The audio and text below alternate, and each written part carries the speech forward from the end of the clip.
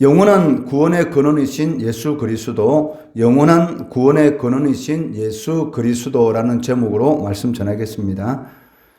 오늘 본문 말씀 이 9절에 보시면 예수 그리스도께서 우리의 영원한 구원의 근원이 되셨다라고 말씀하고 있습니다. 9절 말씀해 보시면 온전하게 되셨은즉 자기에게 순종하는 모든 자에게 영원한 구원의 근원이 되시고 라고 말씀하고 계시는데, 이 말씀을 이해하기 위해서는 세 가지 질문에 우리가 대답할 수 있어야 합니다. 첫째는 구원이 우리에게 무엇을 요구하는가? 둘째는 예수님은 어떻게 구원의 근원이 되셨는가? 셋째는 예수님은 누구에게 영원한 구원의 근원이 되셨는가라는 이 세 가지 질문에 대답할 때만이 9절의 이 말씀, 즉 예수 그리스도는 영원한 구원의 근원이 되신다라는 이 말씀을 우리가 이해할 수 있다는 것입니다. 먼저 구원은 우리에게 무엇을 요구하시는가라는 이 질문을 이렇게 바꾸어 말한다면, 사람이 하나님과 더불어 영원한 교제를 누리기 위해서 필요한 것이 무엇인가라고 질문할 수가 있습니다. 이에 대한 성경의 대답은 무엇입니까? 사람이 하나님과 교제를 갖기 위해서는 율법이 말하고 있는 완벽한 기준에 도달해서 완전한 의를 소유해야만이 하나님과 교제를 가질 수 있다라고 성경은 말을 하고 있다는 것입니다. 이를 예수님은 그 지상사역을 하시는 동안 종종 다루었습니다.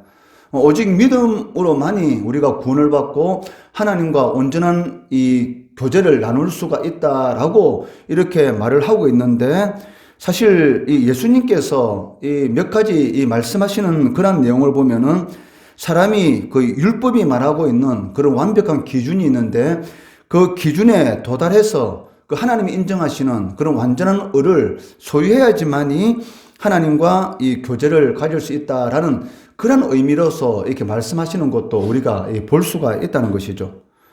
마태복음 19장에 보시면 그 한 부자 청년이 그 예수님께 나와서 그 질문을 합니다. 그 마태복음 19장 16절에 보시면 그 선생님이여 내가 무슨 선한 일을 하여야 영생을 얻으리까? 라고 이렇게 질문합니다. 그러면 그 이에 대한 질문에 대한 대답을 예수님이 어떻게 됩니까? 오직 믿음으로 말미암아 구원을 얻는다. 너가 선한 일을 한다고 구원을 얻는 것이 아니고 예수 그리스도를 믿으면 구원을 받는다. 이렇게 말씀하셔야 되는데 그렇게 대답을 하신 것이 아니라는 것이죠. 즉 내가 생명에 들어가려면 계명들을 지키라. 이렇게 말을 하고 있다는 것이죠. 마치 계명을 지켜야지만이 영원한 생명에 이를 수 있는 것처럼, 즉 하나님과의 교제 관계에 들어갈 수 있는 것처럼 말을 하고 계시다는 것입니다. 그리고 누가복음 10장에 보시면 한 율법 교사가 예수님을 찾아와서 이 부자 청년과 동일한 그러한 질문을 하는 것을 볼 수가 있는데, 누가복음 10장 25절 말씀해 보시면 선생님 내가 무엇을 하여야 영생을 얻으리까? 라고 이렇게 묻습니다. 그때 예수님은 율법에 무엇이라 기록되었느냐라고 되묻고 있습니다. 그때 율법 교사는 그 신명기 6장 5절 말씀과 레위기 19장 18절의 말씀을 인용해서 내 마음을 다하고 목숨을 다하고 힘을 다하며 뜻을 다하여 주 너희 하나님을 사랑하고 또한 내 이웃을 내 자신과 같이 사랑하라 라고 말씀하셨습니다 라고 말을 하고 있습니다. 그때 예수님께서는 뭐라고 말씀하십니까? 내 대답이 옳다. 이를 행하라. 그러면 살리라 라고 말씀하고 있다는 것이죠. 즉 율법에서 말하는 그런 기준에 도달해야지만이 바로 하나님의 완전한 의에 이룰 수 있다라고 이렇게 말을 하고 있다는 것입니다. 이는 그 하나님 앞에서 그 어렵담을 인정받으려면은 말로, 행동으로, 마음으로 하나님의 율법을 완전히 지켜야 한다라는 그런 의미로서 예수님께서 말씀하신 것처럼 보이고 있습니다. 이에 대해서 히브리서 기자는 오늘 이 9절 말씀에서 그리스도께서 온전하게 되셨다라고 이렇게 말을 하고 있다는 것입니다.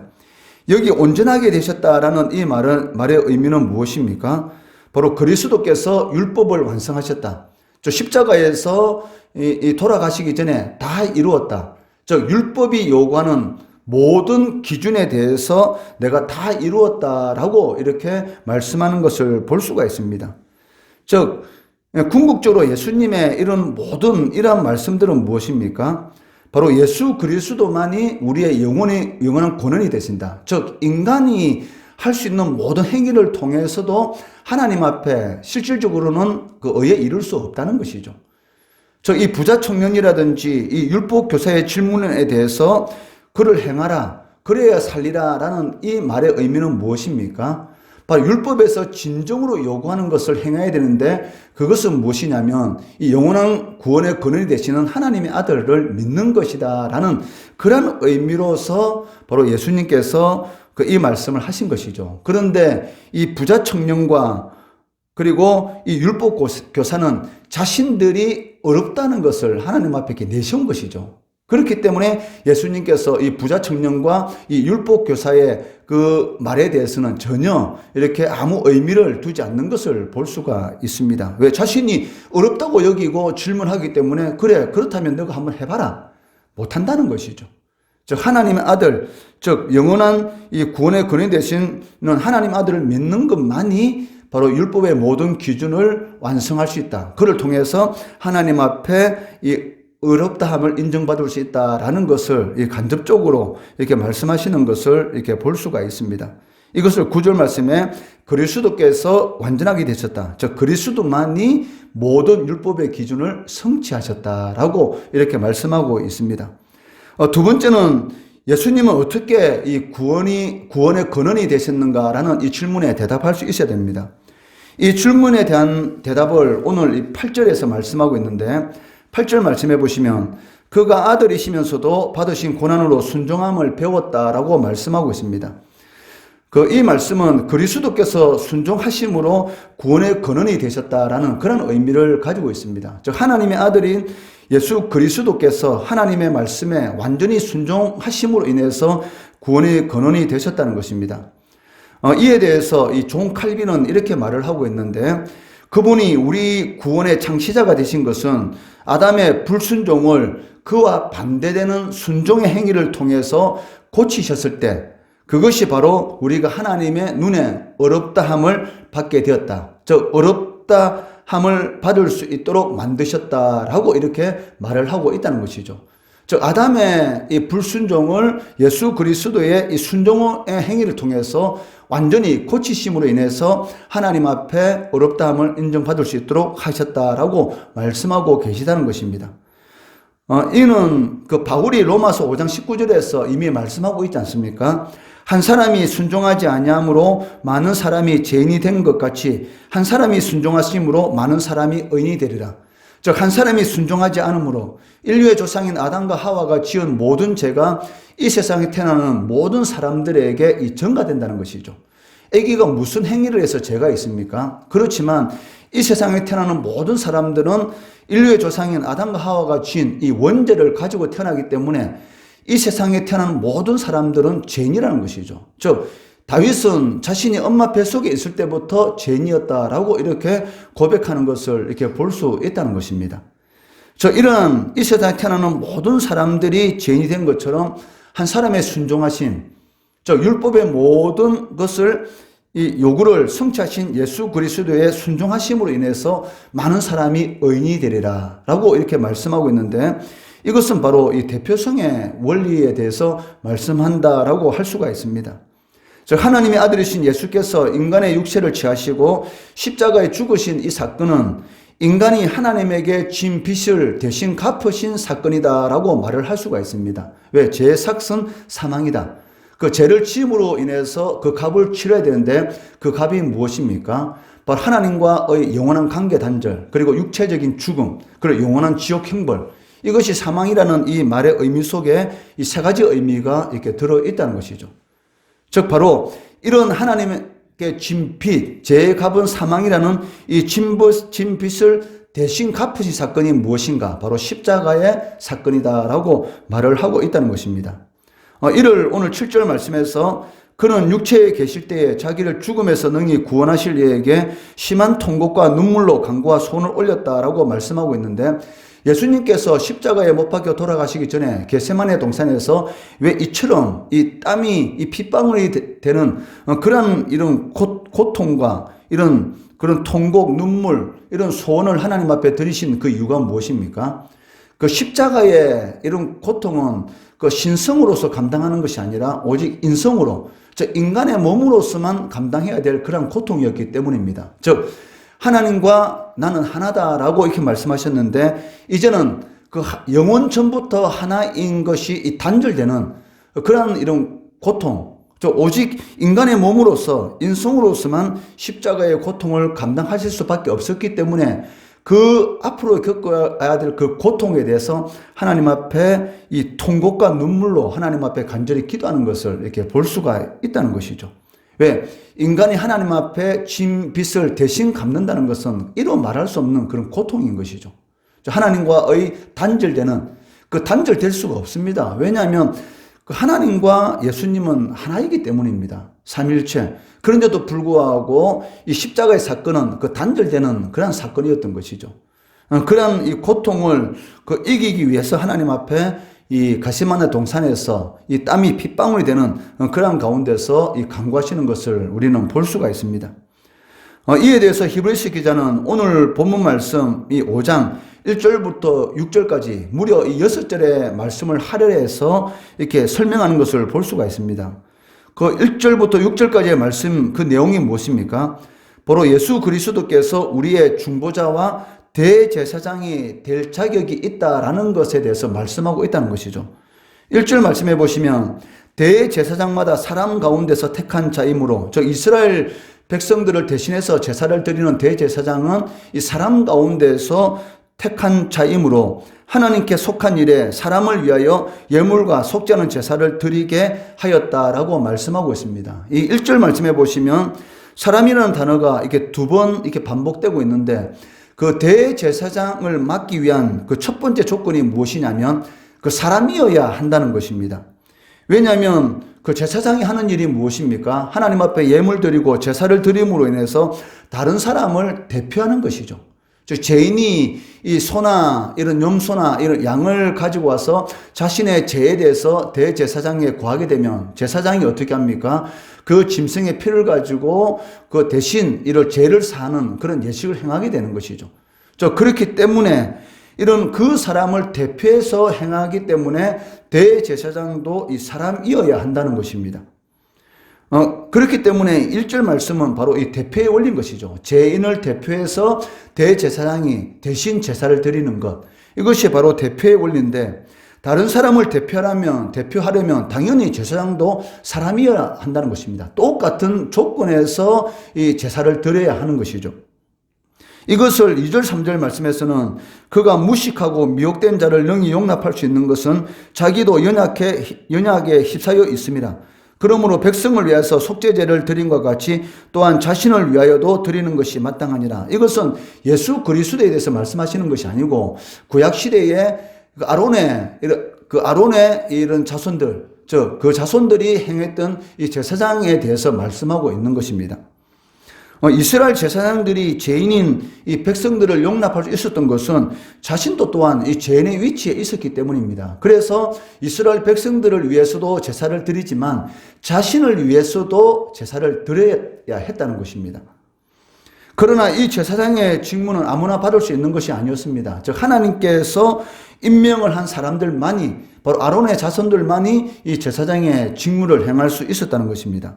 4절 말씀해 보시면 이 직무는 아무도 스스로 취하지 못하고 오직 아론과 같이 하나님의 부르심을 받은 자라야 할 것이니라 라고 말씀하고 있습니다.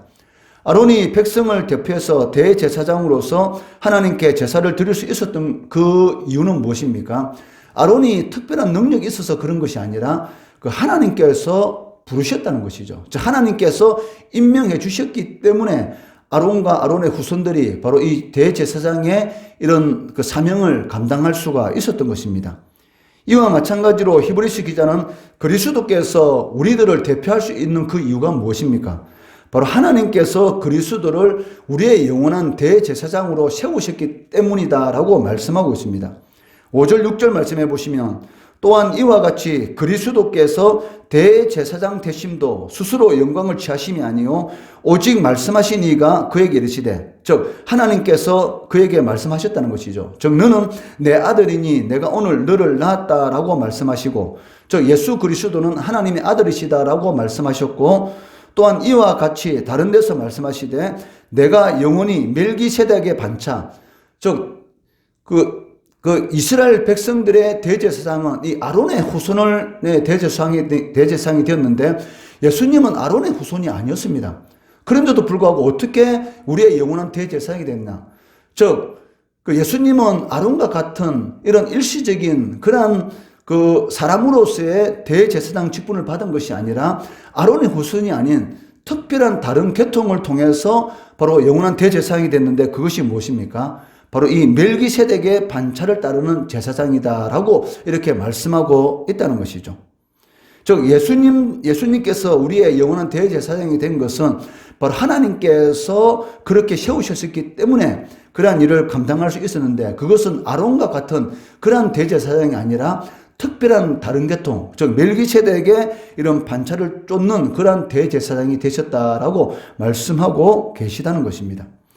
그 셋째는 예수님은 누구에게 영원한 구원의 근원이 되시는가라는 질문입니다. 이 질문에 대한 대답이 무엇입니까? 바로 9절 말씀이죠. 즉 누구에게 구원자가 되시는가라는 질문인데, 9절 말씀해 보시면 온전하게 되셨은즉 자기에게 순종하는 모든 자에게 영원한 구원의 근원이 되셨다.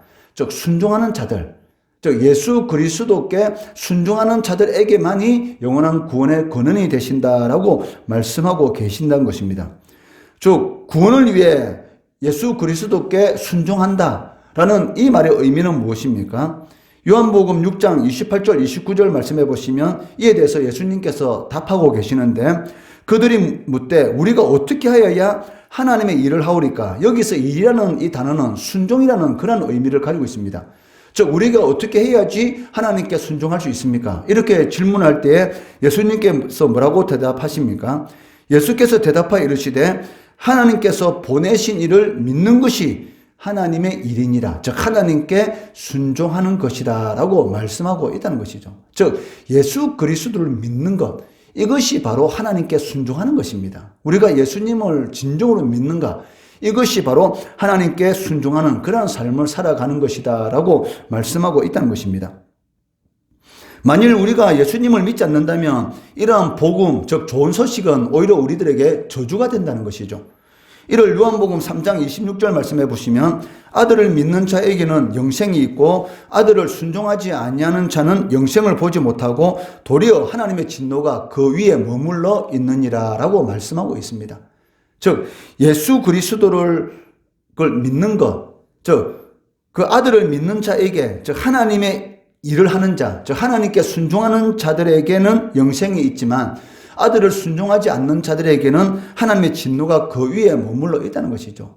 그렇기 때문에 지금 살아있지만 예수를 믿지 않는 이 세상의 모든 사람들에게는 이미 하나님의 진노가 임해 있다는 것이죠.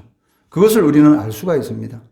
우리가 그리스도의 구원의 역사를 진정으로 믿는다면 그리스도께서는 우리의 구세주가 되는 것입니다. 그렇지만 교회는 나오고 있지만 믿지 않는다면 실질적으로는 하나님과 상관이 없는 그러한 삶을 살아가고 있다는 것입니다. 그리스도의 십자가 희생이 우리의 죄값을 치르게 되는 것이고, 그리스도께서 우리의 구주가 된다는 것을 믿는 사람에게 나타나는 그런 효과가 무엇입니까? 바로 십자가의 사건이 바로 우리의 죄값을 치른 사건, 하나님 앞에 빚진 것을 대신 갚으신 사건이 되는 것이고, 그를 통해서 그리스도의 의를 우리가 옷 입게 되는 것이고, 그로 말미암아 하나님의 보좌 앞에 담대히 나아갈 수 있는 그런 은혜, 즉 때를 따라 돕는 은혜를 누릴 수가 있다는 것입니다.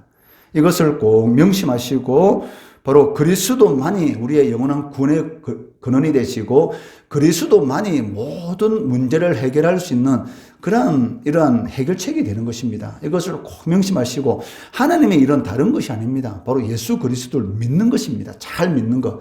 이거 잘 믿는 것은 바로 우리가 하나님의 일을 하는 것이고, 우리가 하나님의 일을 하게 되면 어떠한 일이 나타납니까?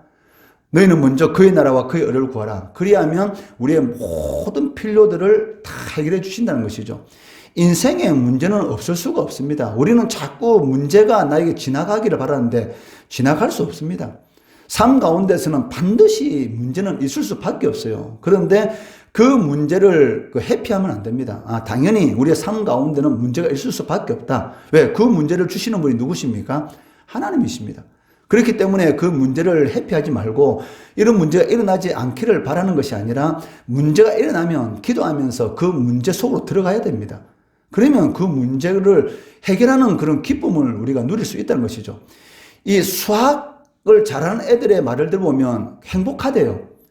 그 모르는 문제를 만났을 때 하나하나 풀어갔을 때의 그 기쁨, 그것은 이런 말할 수가 없답니다. 마찬가지로 자꾸 우리는 문제가 일어나지 않기를 바라고 문제를 회피하기 때문에 그것이 고통으로 다가온 것이지, 어떤 문제에 부딪혔을 때 하나님 앞에 기도하면서 그 문제가 해결되는 그 성취감을 맛볼 때는 그것은 이루 말할 수 없는 그런 기쁨이 되는 것이죠. 야, 정말 하나님이 살아계시는구나. 하나님께서 기도 응답해 주시는 곳이나. 그런 그 체험을 할 수가 있는 것이죠. 즉 예수 그리스도가 우리의 영원한 구원의 근원이 되시고 그런 모든 문제의 해결자가 되십니다. 그것을 믿으시고 믿는 것이 우리가 할 수 있는 일입니다. 예수 그리스도를 진정으로 믿으시고 그를 통해서 이 죄의 값을 해결함을 받았다는 그런 구원의 확신, 그리고 그리스도 옷 입고 하나님 앞에 때에 따라 돕는 은혜를 누리기 위한 그런 담대한 은혜를 누리시는 우리 성도들 되시기를 주의 이름으로 축원합니다.